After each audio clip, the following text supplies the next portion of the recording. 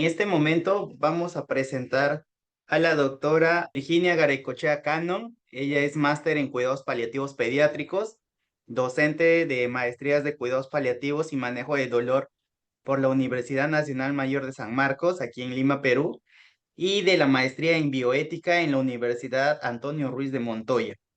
Paz, presidenta de la Sociedad Peruana y actual vicedecana del Colegio Médico del Perú. Ante todo, agradecer por la deferencia en invitarme. Voy a participar con el tema que me indicaron, atención multinivel, en especial en cuidados paliativos pediátricos, que es mi especialidad. Y parto de una frase de Albert Einstein que dice, si siempre sigues haciendo lo mismo, siempre obtendrás los mismos resultados. Por lo tanto, el nacimiento de la Unidad de Cuidados Paliativos Pediátricos del Instituto de Salud del Niño Breña surge a propósito de ver un incremento de niños con condiciones crónicas complejas en los cuales no estábamos respondiendo a las necesidades que ellos requerían, y llegó a nuestro poder este documento de cuidados innovadores para las condiciones crónicas de la OPS, donde nos dimos cuenta que necesitamos una organización sanitaria diferente, con equipos de atención diferentes, motivados, para que tuviéramos respuesta en la comunidad de mejorar las condiciones de estos pacientes y sus familias, pero con un cuidado innovador. Y también tuvimos la visión de lo que es atención primaria de salud, que muchas veces se confunde con atención del primer nivel, y donde en las recientes visiones de atención primaria de salud para el siglo XXI se establece que es un enfoque de salud que incluye a toda la sociedad y que incluye la atención centrada en las necesidades de las personas a través de un proceso continuo que va desde la prevención de la salud, prevención de las enfermedades, hasta el tratamiento, la rehabilitación, e incluye los cuidados paliativos. O sea, esta es una fortaleza que tenemos los cuidados paliativos, porque ya está incluido dentro de la visión de atención primaria para el siglo XXI. Y los cuidados paliativos, por lo tanto, en atención primaria debieran integrar el manejo del sufrimiento de las personas con enfermedades graves en el día a día dentro de sus comunidades, prestando una atención continua con apoyo psicosocial y control de los síntomas de la manera más cercana al paciente y su familia. Y esto fue lo que nos motivó justamente en el año 2014 en estudiar qué es lo que estaba pasando en la problemática, e hicimos un trabajo de investigación muy pequeño, donde queríamos ver de los niños atendidos en el Instituto Nacional de Salud del Niño en el 2013, cómo estaba conformada los niños que se hospitalizaban. Y obtuvimos que el 63% de los niños hospitalizados no tenían necesidades especiales de atención, pero todo el resto sí lo tenían. Teníamos un 25% de niños con necesidades especiales de atención que podían necesitar atención de baja complejidad, un 12% que eran niños crónicos con atención de mediana complejidad, y un 0.4% niños con necesidades especiales de atención de alta complejidad.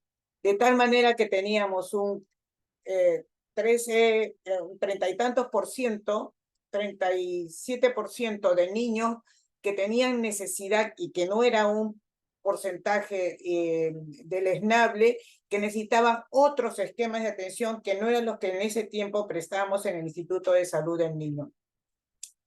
Por otro lado, teníamos la evidencia de que los niveles de atención en cuidados paliativos pediátricos se definen como 3 niveles de atención: el enfoque paliativo, cuidados paliativos generales y cuidados paliativos especializados.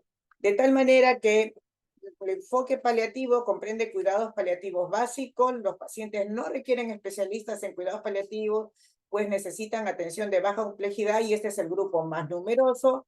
Los cuidados paliativos generales, que son intermedios en complejidad, necesitan sí ya un equipo que se dedique a poder brindar control de dolor, distrés emocional y social, y que estos especialistas, estos equipos que prestaban cuidados paliativos generales, que podían estar en el primer nivel de atención de todas maneras, podían hacer consulta al equipo de cuidados paliativos complejos o cuidados paliativos especializados. Por lo tanto, enfoque paliativo y cuidados paliativos generales podía ser dado en el primer nivel de atención. Y tener a los cuidados paliativos complejos o cuidados paliativos especializados a los pacientes con necesidades complejas que ya no respondían a los protocolos establecidos, que son felizmente todavía una minoría, es el grupo más pequeño de los tres, pero que sí este grupo necesitaba a especialistas en cuidados paliativos y cuidados paliativos pediátricos.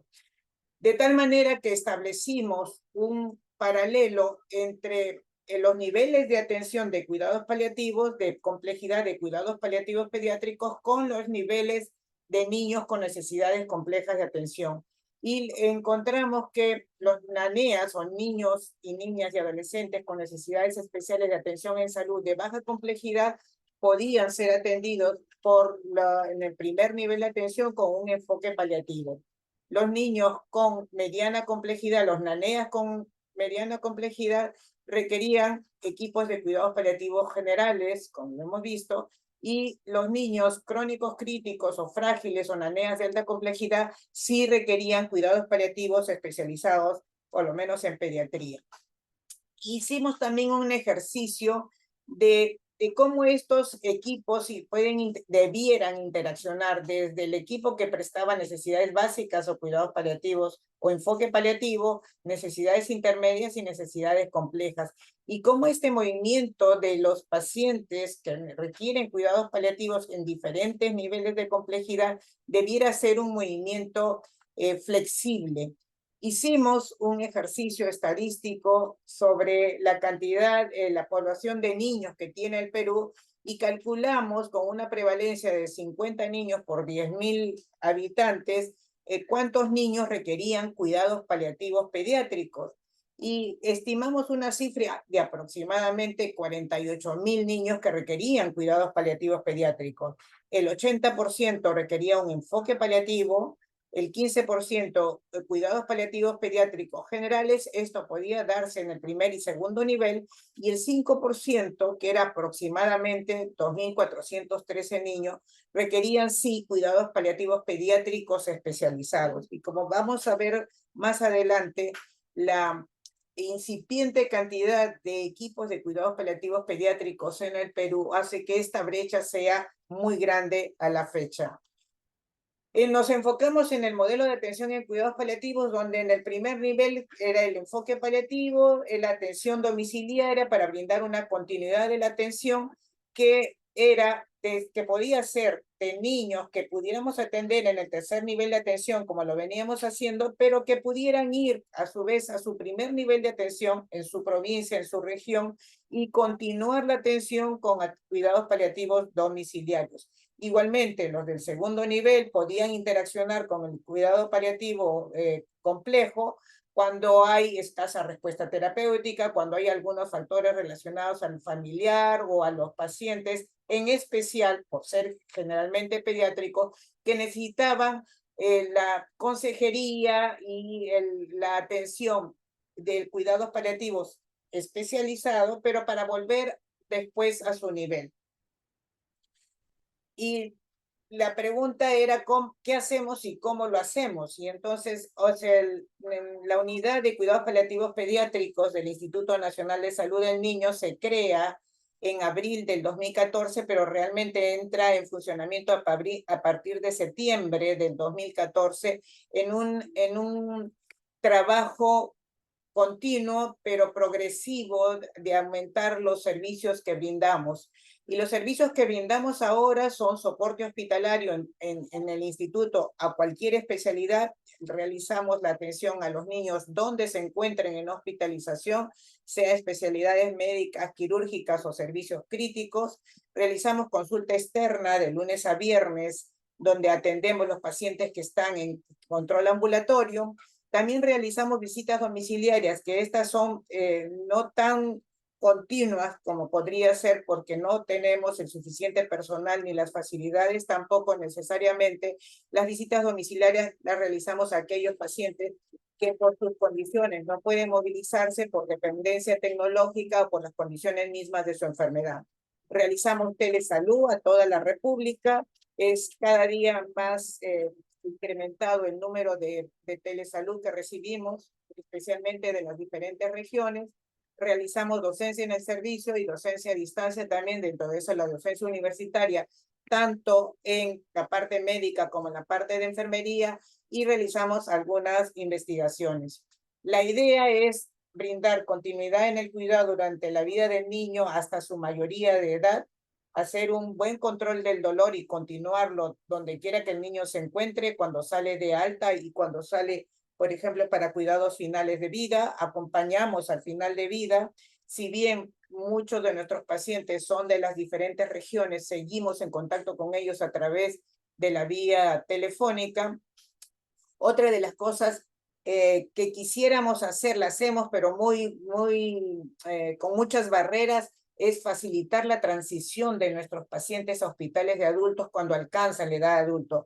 Desgraciadamente no podemos seguirlos atendiendo aquí porque no se reconocen las atenciones de niños o de pacientes mayores de 18 años en el hospital por el financiador principal, que es el SIS. Por lo tanto, necesariamente tenemos que hacer la transición. Sin embargo, nos encontramos con barreras porque muchas veces, como estos niños tienen condiciones que no se ven necesariamente en adultos, hay mucha resistencia a recibirlo, y por otro, que no tenemos una red establecida con cuidados paliativos en las diferentes regiones ni en los diferentes hospitales, incluso de la capital. Tenemos un programa de soporte respiratorio a domicilio que es propio de la institución, que se financia en base a donaciones. Tenemos actualmente 13 pacientes con soporte respiratorio a domicilio que antes estaban incluso 1 o 2 años en el hospital y que salen a casa, tienen controles por la visita domiciliaria y tienen controles ambulatorios también cuando se puede, y estos niños tienen una mejora de su calidad de vida y les permite una mejor sobrevivencia. Y finalmente también prestamos, como es lógico en cuidados paliativos, el soporte a duelo de nuestros pacientes que van falleciendo en el camino. Y esta es la producción que tenemos cuidados paliativos desde la 2015 hasta el 2024. Tenemos por todos los grupos etarios, como verán ustedes, los vivos que son en celeste y los anaranjados que son los fallecidos, han ido ocurriendo.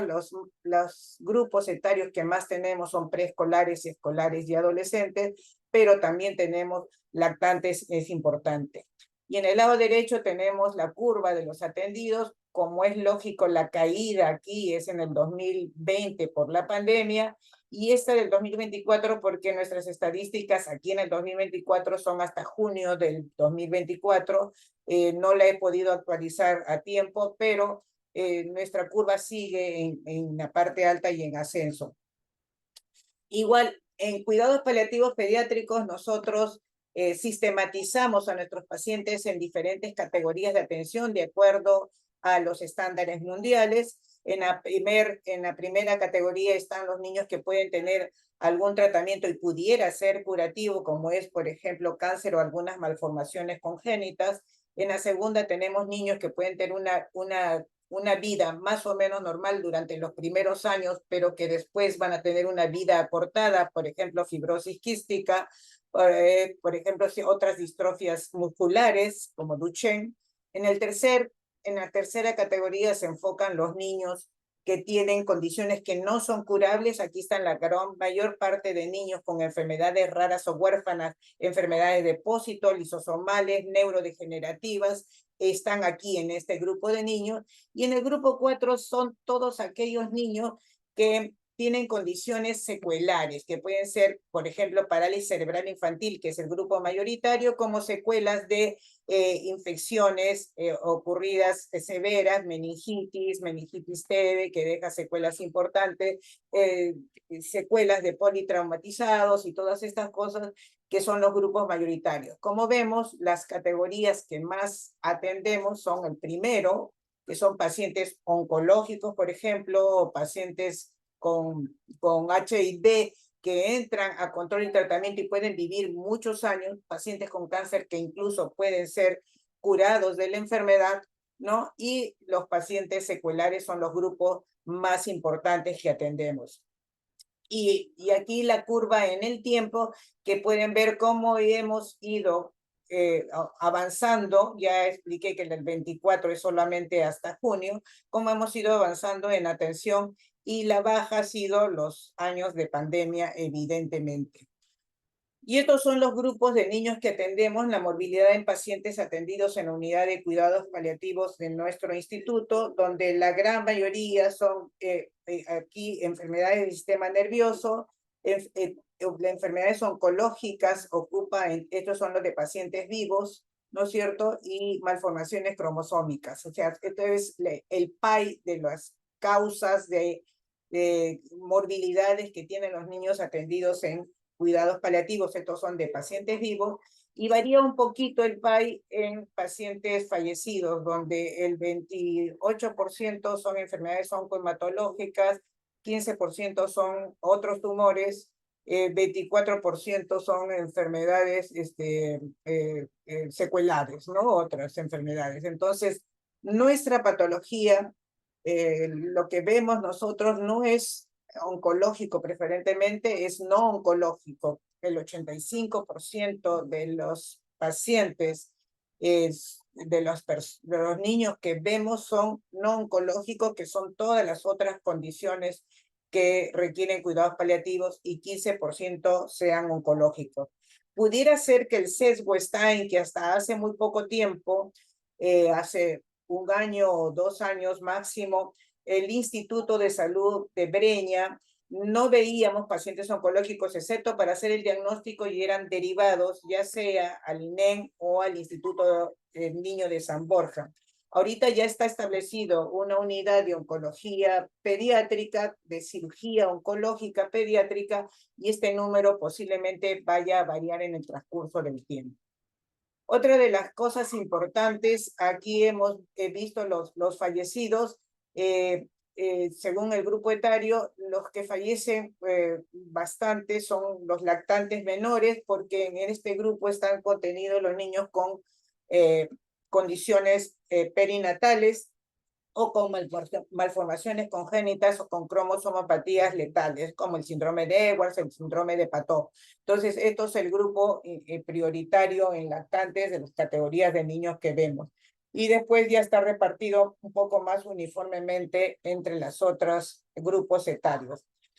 Una cosa sí es importante, que hemos visto que ha habido una evolución favorable: el tiempo de intervención de cuidados paliativos pediátricos hasta el fallecimiento.